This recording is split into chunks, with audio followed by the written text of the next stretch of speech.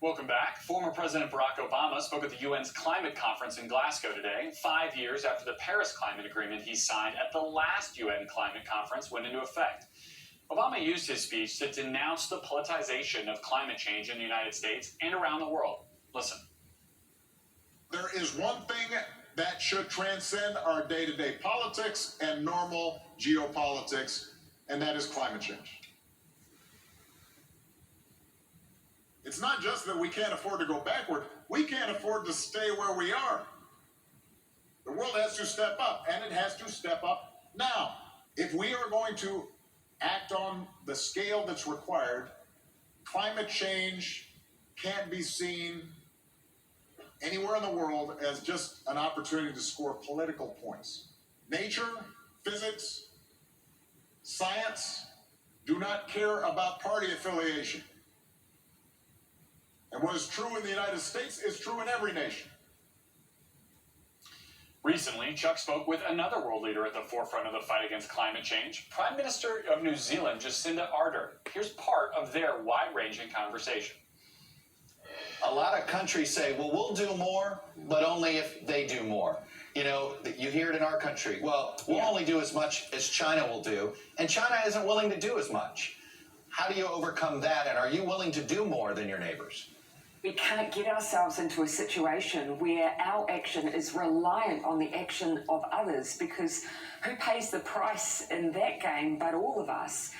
Our position has always been we can't hold our heads up on the world stage and call for action unless we demonstrate that leadership ourselves. And we have been amongst, as has many countries around the world, where over the past several decades not enough action has been taken. And so we are in a position now of undertaking quite a steep rise in our commitments. But we've said in our domestic laws, we've targeted that 1.5 degrees because that is what it will take to ensure that our Pacific neighbours have a livelihood.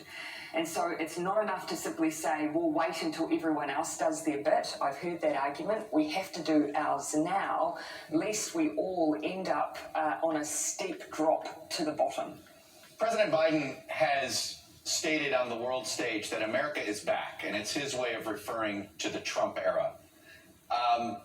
Do you accept that? And do you think America is still the leading democracy in the world? There is no doubt that the United States has an incredibly important role to play in the Indo-Pacific region, no question. And for some time now, there has been calls from our region for greater engagement here. In particular, I'd say it's not just about those issues that are often viewed through a strategic defence lens, but actually we would really welcome the United States presence in some of that economic architecture, increasing those trading relationships in our region.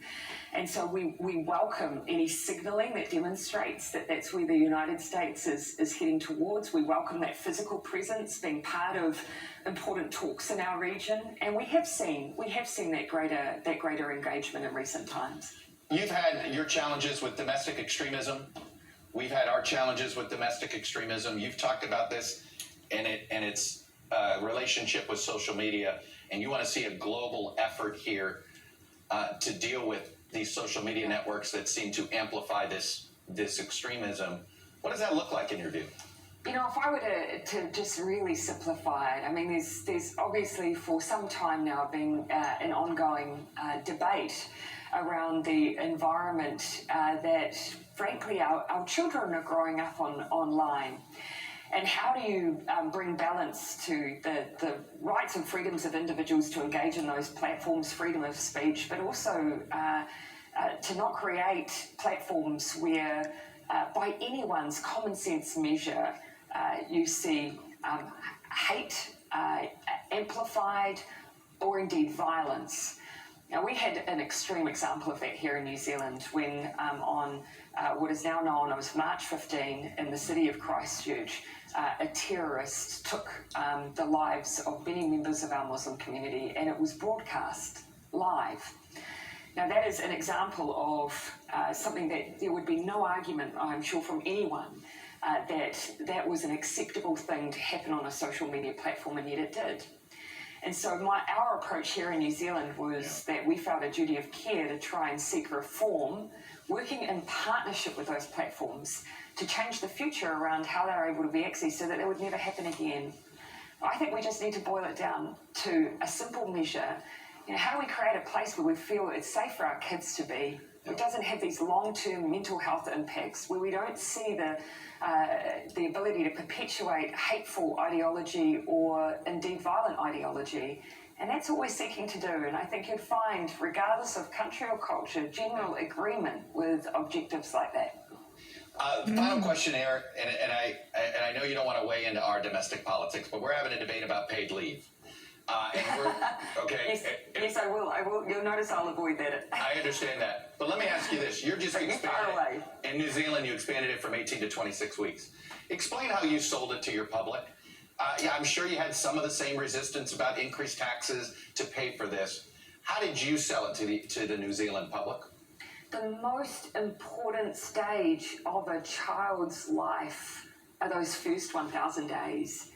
And the most important thing that we can do to support citizens in the future to be the very best that they can is to support our children and our mothers to be able to form strong attachment and bonds with one another.